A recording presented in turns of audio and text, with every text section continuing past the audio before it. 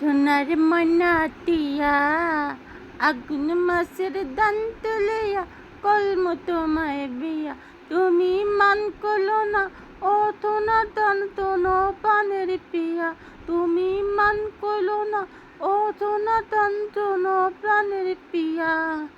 আগুন মাসের দান তুলিয়া কলম তোমায় বিয়া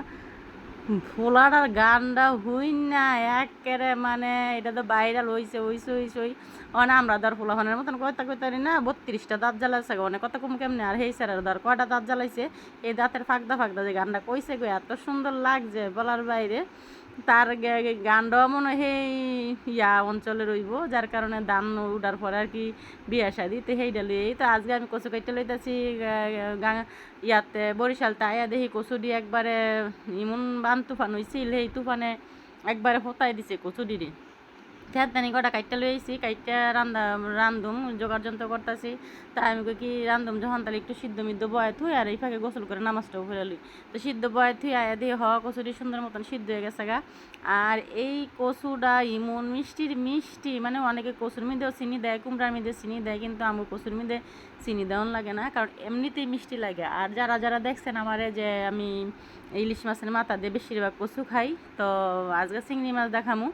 আর যেহেতু আজকে একটু কম হইলইছি পরিমাণে কম হইলইছি কচুটা কারণ আমার জামের কত হইলো কম রানবা কম মজা লাগবো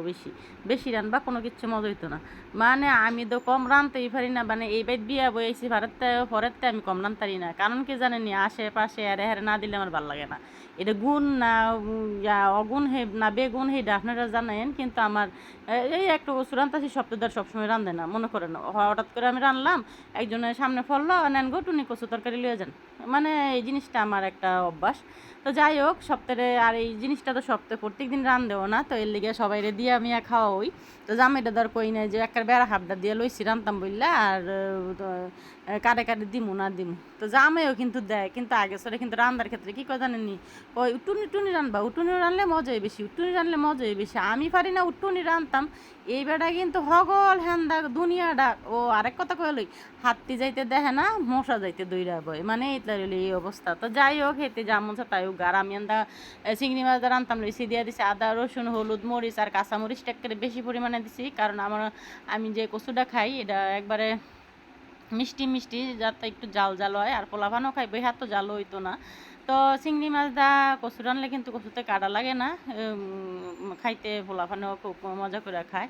আর আমার পোলাফান মানে ইলিশ মাছের মাথা দা রানলেও খায় কারণ কি হেটার মধ্যেও কাটা লাগে না যদিও লাগে হাতে পুরা জায়গা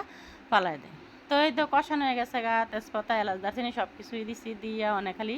লাইরা সাইডা মিলাইলাম তো যাই হোক ক্যামেরার কারণে হয়তো একটু সাদা দেখা যেতেছে কিন্তু আমরা সচরাচর কচুটা সাদাই খাই তো এদিকে পানি হুগাইতে আমার আধ ব্যথা হয়ে গেছে গা আর এদিকে দিয়ে দিছি একটু বাজা জিরা যাতে একবারে লাটতে সারতে মিলান যায় তো অনেকে করে কি কচু না একটু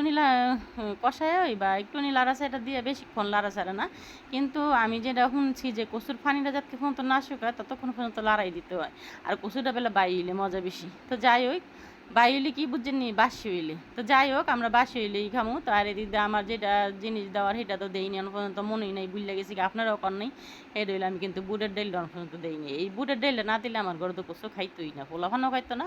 আমার জামাই তো ভাতও লইতো না তো যাই হোক আমি বুটের ডাইলটাও দিয়ে দিছি বুটের ডাইলটা আগেই সিদ্ধ করে রাখছিলাম ফ্রিজের মধ্যে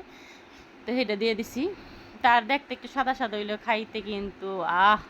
কি যে মজা গরম ভাত দা খান রুটি দা খান সাফরি দা খান বার্গার দা খান কিদ্দা খাইবেন সেইটা দেই মজা লাগবো তো রান্নাটা কি মনে হলো জানেন আর অবশ্যই লাইক কমেন্ট দিয়ে পাশে থাকেন পেজটারে ফলো করে রাখেন ইউটিউবে যদি দেখা থাকেন তাহলে করবেন জানেন নি সাবস্ক্রাইব করে দিবেন তো বোনের ভিডিও আজকে এই পর্যন্তই।